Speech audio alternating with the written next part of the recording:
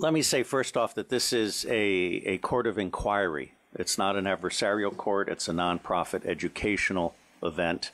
And with enormous energy and intelligence, all of us have been brought together to try to bring out some of the aspects.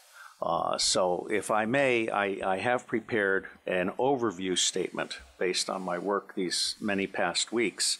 And I want to just say that as a parent and as a patriot, I'm absolutely outraged by what we're allowing to happen to our children.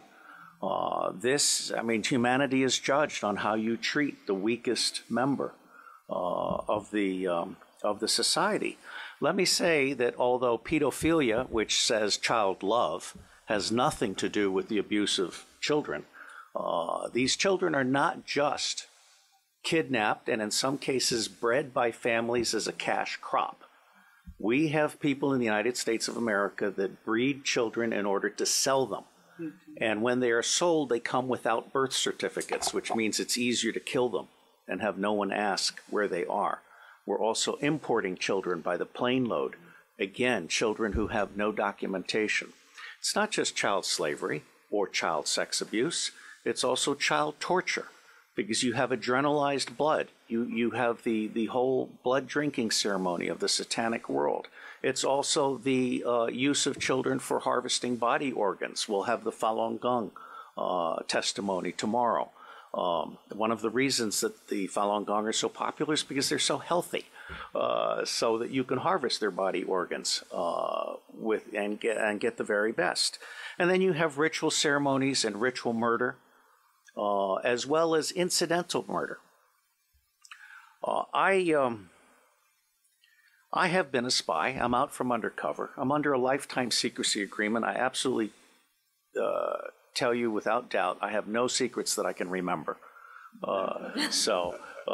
If when I go to Iran soon, they can torture me, there's nothing there for them to get. But I know the system. I've been a spy all over the world. I have created the Marine Corps Intelligence Command. I have trained intelligence and law enforcement representatives, over 8,000 of them from across 66 countries. They are all, without exception, good people trapped in a bad system. And one of the most wonderful things that this court could achieve, now that we've had Pizzagate, for example, which opened people's mind, is we could achieve an opening of the public mind and an absolute imperative from the public to governments, including the U.S. government, which I think is the center of gravity in so many ways. I have found in my research and preparation for this court and all of the work that will follow that most organizations that end up being used to prey on children, Oxfam is a recent example, all of the United Nations organizations, the Boy Scouts of America, all of the child services agencies across the United States of America, they did not start out as organizations to prey on children, but they attract pedophiles. And ultimately, pedophiles end up rising in the ranks and controlling those organizations, so that an organization that initially started out in the service of children becomes an organization that is in fact hunting children. And one of our distinguished commissioners has written an absolutely wonderful book called Child Hunters, which I recommend to all of you as a brief on this. Governments are letting us all down. And I absolutely agree with the commissioner who brings forward the need to restore the sovereignty of we the people, because governments have become not only bureaucratized, but they are now the servants of the deep state, of the banks. And if I may, the deep state is not the same as the shadow government. As I say, every organization is 90% good people trapped in a bad system. It's the highest 10% that is generally the rogue killer element. The shadow government is generally politicians. I won't speak to England, but in the United States of America, we have a two-party tyranny, which disenfranchises 70% of the public. And so they run this chimera of an election process. One of the problems with computers is they're too easily manipulated. In the United States of America, elections are decided before the first vote is cast. The electronic voting machines are essentially fraudulent machines, just as computers can record a fraudulent judgment that sticks with you forever, or make a child vanish. I am concerned because most of these organizations dealing with children don't have counterintelligence protection. They're not vetting the people that are moving up in the ranks. And the government is allowing that to happen. So what you have essentially is the pedophiles generally appear to be the most wonderful, sociable people. You know, let Sally sit on Uncle John's lap because he's such a loving uncle. Unbeknownst to people, Uncle John is actually a predator. We're not doing the counterintelligence at the local level, the province level, or the national level. It's absolutely essential that we begin to talk about this openly. And while we are not a law enforcement commission, we can in fact turn information over to law enforcement. And I believe we will render a signal service to the people of Great Britain and to other countries by being a magnet for information. It's been my experience that when you put out one piece of free information, it attracts 100 pieces of information from others, of which 10 are priceless. So there's a 10-to-1 return on investment. And this commission seeks to create an online library and some other things that I'll talk about in a moment. And I believe we will serve as a magnet, a hub, a catalyst for a new emerging global consciousness about pedophilia and all of its aspects. There is great cause for alarm. There are two great causes for alarm beyond the actual fact of pedophilia and its existence, which, as His Grace has pointed out, has gone on for centuries. First, the elite appear to be seeking to infect local and provincial law enforcement officers with a taste for pedophilia. There appears to be a very deliberate attempt to push this interest in pedophile movies, including movies that include bestiality. I'm very concerned because we're seeing some snuff movies now, and we're seeing some movies in which military war dogs are raping children, including toddlers. And these movies may have come out of the American occupation of Afghanistan and the boredom of U.S. Army and Marine Corps troops, where in Afghanistan, pedophilia is common. It's a standard practice at the village level. But military war dogs plus common pedophilia and video cameras, which every U.S. soldier and Marine has, is a very, very toxic combination.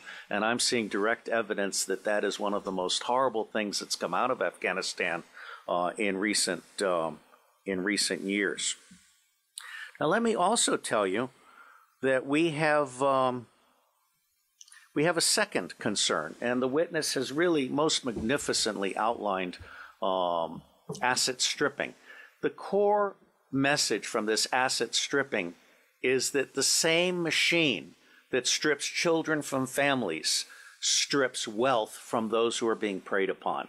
Not just whistleblowers, but, as we'll hear on Wednesday, husbands stupid enough to try and hide their money by moving it offshore so that they don't have to share with their wife.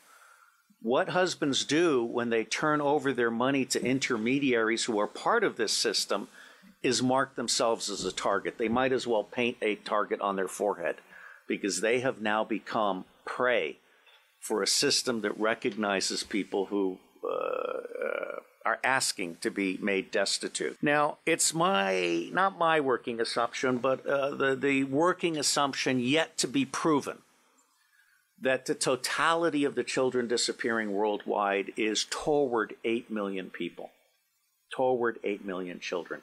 In the United States of America, the acknowledged number, not counting the children being bred without birth certificates, not counting the children being imported without documentation, is between 600 and 800,000 a year. Now imagine Africa and East Asia and all these other locations. I personally believe that the number we want to try to document is rising well beyond the official figures, and we have yet to learn what the actual number is. Okay? The other working assumption is how long do these children survive within this system? What I am hearing from the witnesses that I've talked to is 2 years. It may be longer.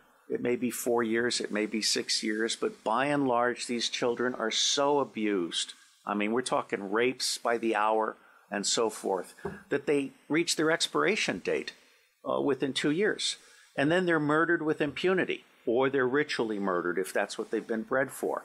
So I think we need to document this. No one else has done this before in a systematic manner. This commission is rendering a signal service by seeking to do an overall view in the public interest. This will be a massive, massive undertaking.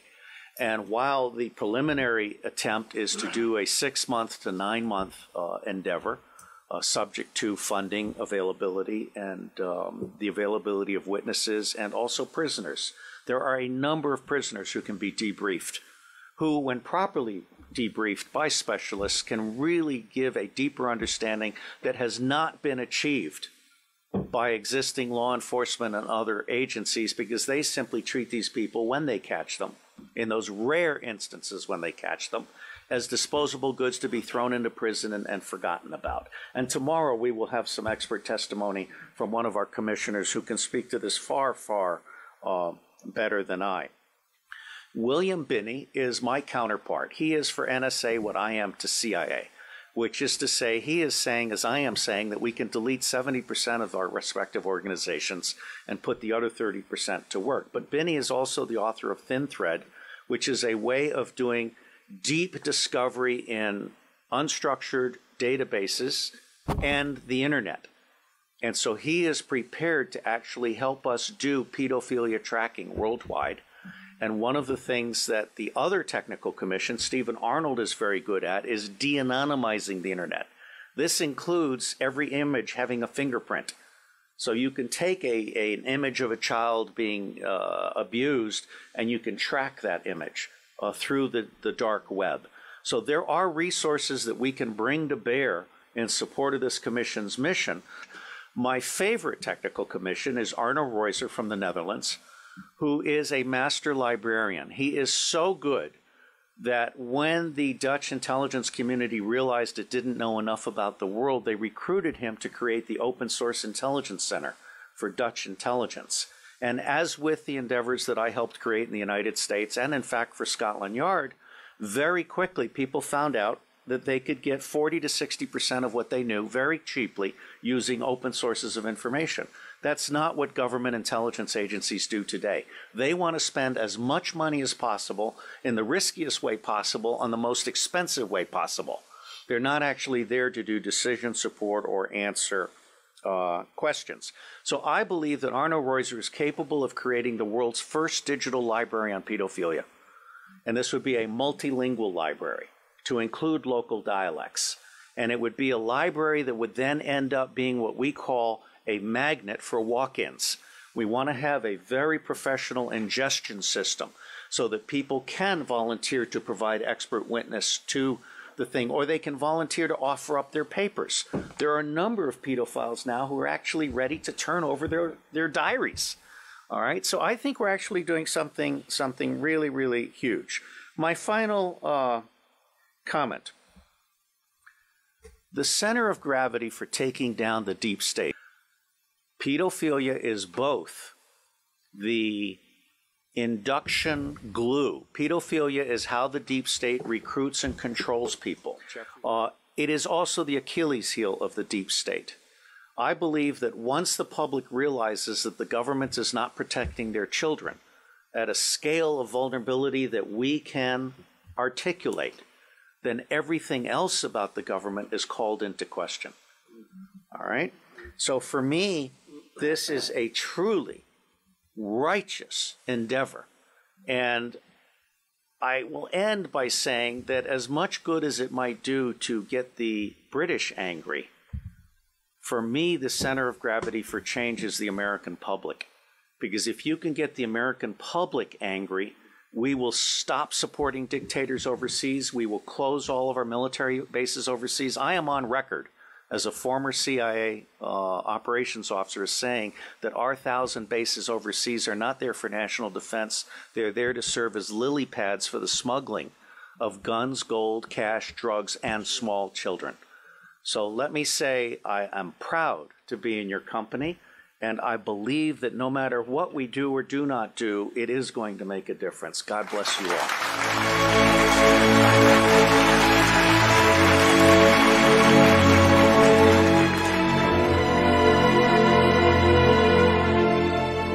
We are the power behind the ITNJ. Add your voice. Sign the treaty.